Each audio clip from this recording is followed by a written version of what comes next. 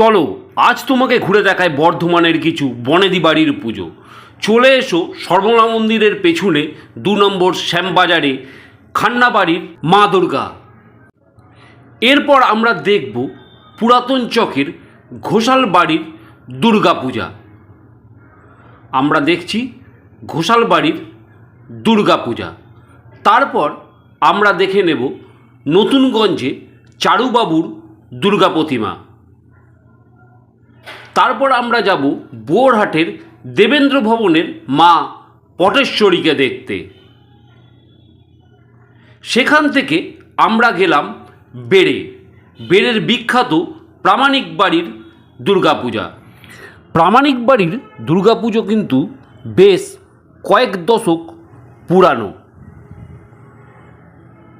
অপূর্ব শিল্পকলা মেঝেদের রয়েছে এখানে।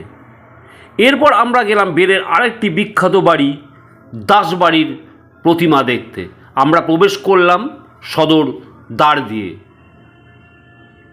তোমরা দেখছো দাসবাড়ির মা দুর্গা। বেড় থেকে আমরা চলে এলাম কুণ্ডুপুকুর পাড়ে সেনবাড়িতে। দেখে নিলাম সেনবাড়ির মা দুর্গাকে। সেনবাড়ি থেকে আমরা বেরিয়ে চলে এলাম রাধানগর পাড়ার মিত্র বাড়িতে। তারপর গেলাম খোসবাগানে চ্যাটার্জি বাড়ির দুর্গা প্রতিমা দর্শন করতে। সেখানে গিয়ে দেখলাম হোম হচ্ছে। তারপর গেলাম বহিলা পাড়ার দুর্গা বাড়িতে। সেখান থেকে আমরা দুর্গা প্রতিমা দর্শন করে গেলাম নতুন পল্লীতে সাহাবাড়ির মা দুর্গাকে দেখতে।